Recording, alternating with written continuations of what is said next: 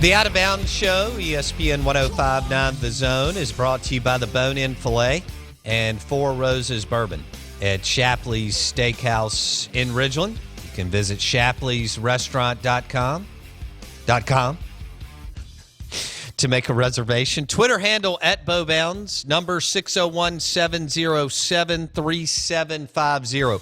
We want to open up the phone line. We went long with Luganville. That's just... sometimes it happens. 601-707-3750. Your reaction from the game, from the Egg Bowl in Oxford.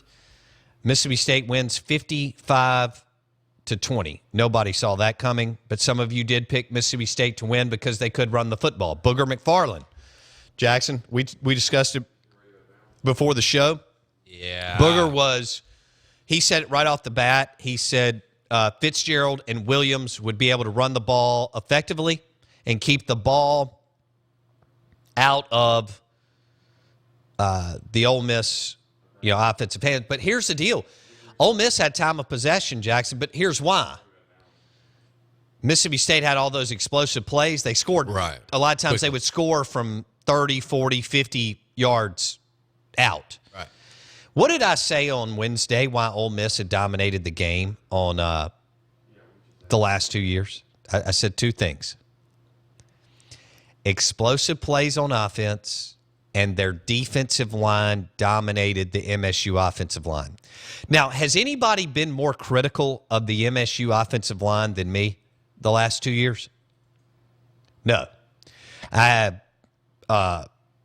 torched them, to say the least. There's no other unit in Starkville or Oxford that I have absolutely just, and now a lot of it is their offensive line coach is a lazy recruiter.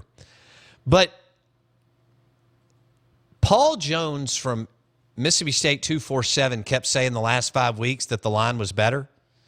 And then Fitzgerald ripped off all those yards and against A&M. And they put up plenty against Arkansas. It's just Arkansas didn't punt. Now, nobody's moved the ball against Bama, so that is what it is. I'm sorry, except Ole Miss. Ole Miss moved the ball against Bama. I was at that game in Oxford. But that feels like 100 years ago. It was what? 2.5 months ago? So other than Ole Miss, nobody's really moved the ball on the Bama D. Yeah. And so I want to apologize to the MSU offensive line as a unit because they pinned their ears back and they dominated Ole Miss at the first and second level.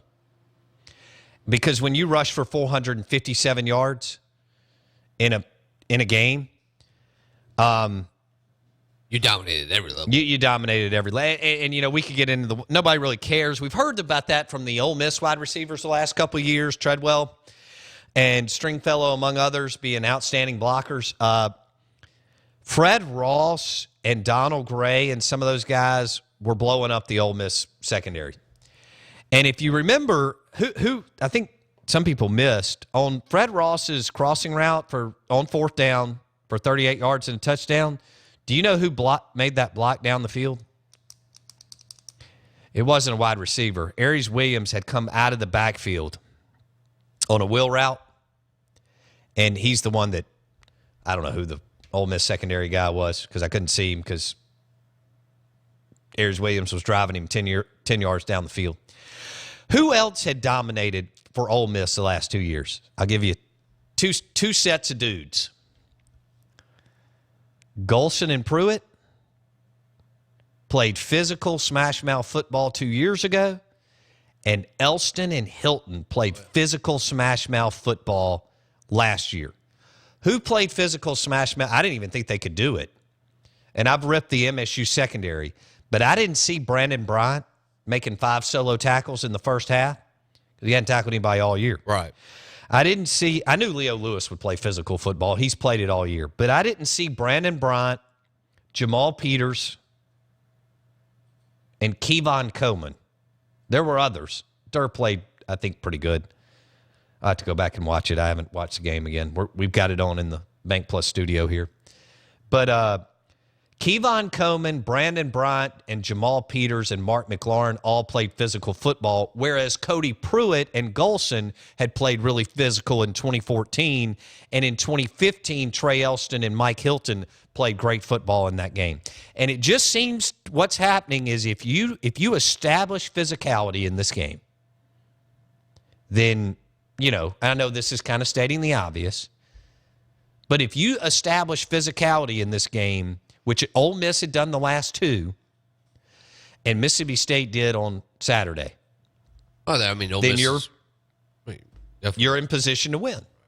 I think you can agree. Ole Miss was definitely more of a finesse team this year, as in with the receivers and the quarterback play. And that was. I'm not saying that that Mississippi State isn't finesse, but they're more power than anything because of the way they run the ball. You just touched on something, and I had it in my notes, and I haven't yet in the first hour. And Drew can come in and talk about this, but Mullen went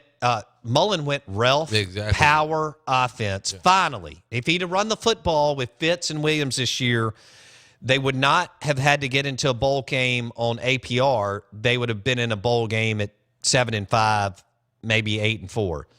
But Fitz is running the Ralph offense, and guess what?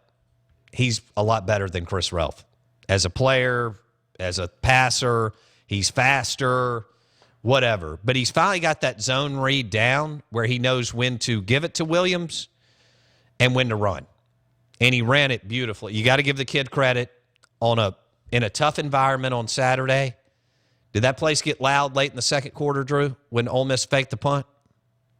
It got. I would say it wasn't loud then, but it got loud late. Like Ole Miss is driving to go score at the end of the second half. Yeah, especially in the beginning of the third quarter when they stopped MSU. Oh yeah, and went down, and then decided to go for it on fourth down on the 17-yard line. Ole Miss momentum shift.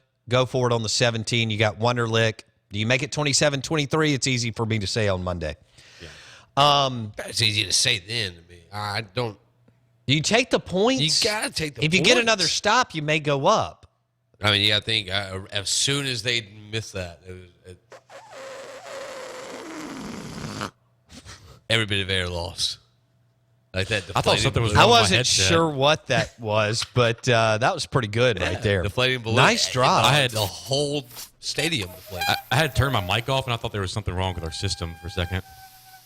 I had a bunch of options to go with, but I didn't know which one to go with. So I just picked a random one. But, look, that whole stadium, everyone just kind of looked around. It was like, it was more of a, why did we do that? Kind of look that I saw on the faces. Why wouldn't we take the ball? To me, it's obvious you take the points. They blew up that play. I'd say. Leo Lewis was everywhere. He was everywhere on Saturday. We go over this multiple times. And the silliness that came out of Oxford last week, making him the focal point of the NCAA investigation, was pretty lame by some of those guys in the media. He's by far and away not the focal point of the investigation. 601-707-3750. I understand these were grown men. I don't have a problem with the dude on Twitter. Yeah. But these were grown men from their fan sites, and that was Bush League. Live in the Bank Plus studio, the Out of Bounds Show, ESPN 105.9 The Zone. Will be live from Clarksdale, Mississippi tomorrow morning for the C Spire Connerly, which is tomorrow night. Will it be Evan Ingram? Is Fred Ross now in play? Or Ito Smith from Southern Miss, or a small college guy? What will the media do? Is Fred Ross's, are his stats worthy of being in serious consideration with Evan Ingram and Ito Smith? 601-707-3750. I got the number right. Chad, good morning. What do you have for me? How you doing, sir? Hey, I'm doing well. Is this Bo Bounds? Yeah, this is Bo. Okay, well, first time me calling, and I've listened to you a few times on the radio traveling for my job. I appreciate you taking my call. I just want to say 2-3 things, if you don't mind, real fast. First of all, I want to talk about Ogeron. Look, I graduated from LSU. I'm an LSU guy. And I'm just going to tell you exactly what people in New Orleans are talking about. Did we lose him? Oh, Oh, no, go ahead. All right. I'm sorry. All right, so what are LSU people talking about? Go ahead, Chad. A lot of people are very, very happy of the Orgeron hire. The thing about it is that it's not because he's from Louisiana. It's not because he's a Cajun. It's how he presents himself. I've gone to the restaurants on the radio show listening to him talk. I've seen him at coaches' clinics because my dad coaches with players. This is a major, respectful guy. Now, everybody talks about when he was at Ole Miss. Don't forget, he was at Southern Cal, and he turned Southern Cal around. Remember how that coach got fired, and he was there for a little while, and USC didn't want him? He turned their season around. Coach Orgeron is a good coach. He saved our season. LSU will be back. Yes, he's a great recruiter. We are very, very happy he is there. Second thing I want to say about Ole Miss. I have family that are state and Ole Miss fans. Okay? I would say one thing, and my dad coaches. You're coach of Ole Miss. No disrespect to Ole Miss fans. But if I went to Ole Miss, I would be embarrassed to have that coach as my head coach. One of the Tunsil draft. When I watched the ESPN NFL draft, and he was like, oh, somebody hacked on his account on his Twitter. This is the Ole Miss coach. Then he finally admitted, well, yeah, he was smoking pot. Then you have the Chad Kelly situation. Then you have other player situations. The thing about it is, too, is that your coach does shotgun all the time. He doesn't run the ball a lot. He does shotgun all the time. The last time Ole Miss had a running back, Deuce McAllister. Now, I'm not saying Ole Miss is a horrible team, but the offensive play calling, horrible. I went to the LSU Ole Miss game. Orgeron destroyed the head coach of Ole Miss. So when I hear people say Orgeron is going to be an average coach or so-so, it's a bunch of crap. Excuse me. But I don't want to hear that. He saved our season.